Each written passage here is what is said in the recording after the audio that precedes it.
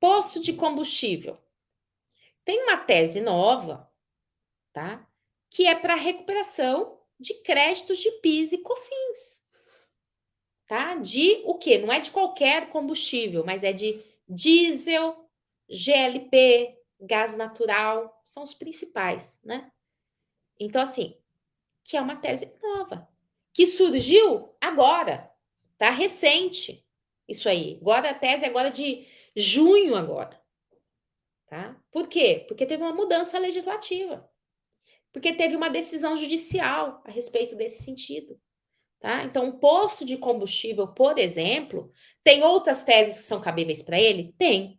Como é que você vai falar? Vou até dar um exemplo aqui do posto de combustível para vocês. Você vai pegar um posto de combustível. Primeira coisa que você vai perguntar, vamos testar aqui? Você é do Simples Nacional?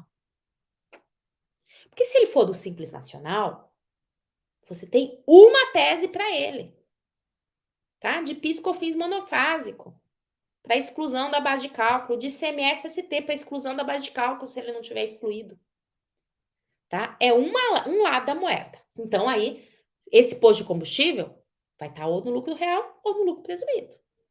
Então, se ele não tiver no Simples Nacional, aí começa a caber para ele um monte de outra tese. Ele vai servir para ele todas as teses sobre folha de pagamento, de contribuição previdenciária, de limite da tese de índice de salários mínimos, exclusão do ICMS da base de cálculo de PIS e COFINS, por exemplo, né?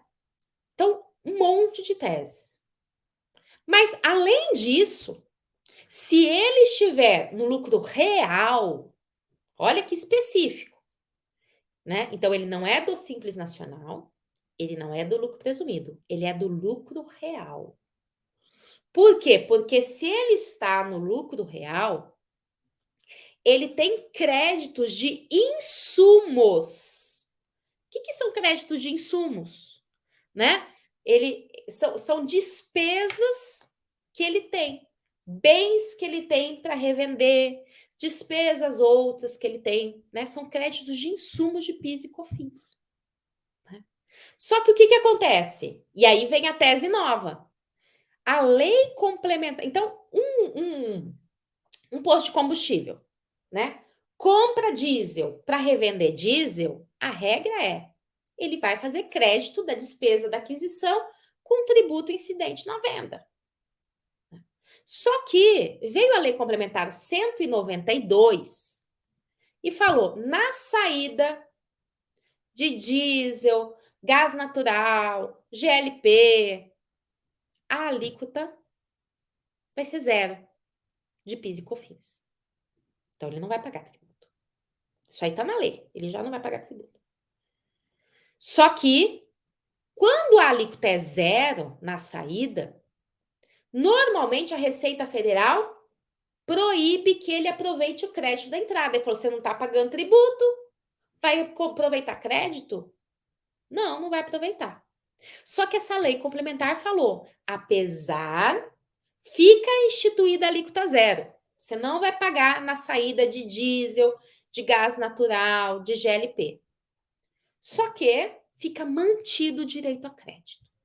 Então, a lei complementar manteve o direito a crédito.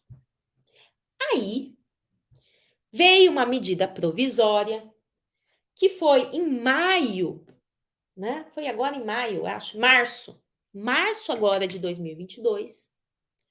E ela falou assim: não, cancelo, ó, uma medida provisória, né? Não sei se eu tenho o número dela aqui, né? Aqui, ó. Foi maio mesmo, gente. Foi 17 de maio de 2022. Medida provisória número 1118 de 2022. E essa medida provisória falou assim: não tem direito a crédito. Então, vocês perceberam? Era uma lei complementar que deu direito a crédito. Aí veio uma medida provisória que não tem status de lei complementar, medida provisória, quando for convertida, se for convertida, é lei ordinária, tá? E falou que não tinha direito a crédito. Esse já é um primeiro problema. Uma inconstitucionalidade quanto a isso. Medida provisória não poderia dispor de modo diferente de lei complementar, pelo menos ao meu ver não, né. Porque tem hierarquia menor. Mas além disso, tá, isso é uma tese mais ampla. Agora tem um outro motivo ainda. O que que acontece? Quando eu aumento um tributo, precisa observar a anterioridade. No caso das contribuições, como PIS e COFINS, tem que observar uma anterioridade, uma vacatio legis, né, de 90 dias. Então, veio essa medida provisória em maio de 2022 e falou assim: não pode aproveitar crédito.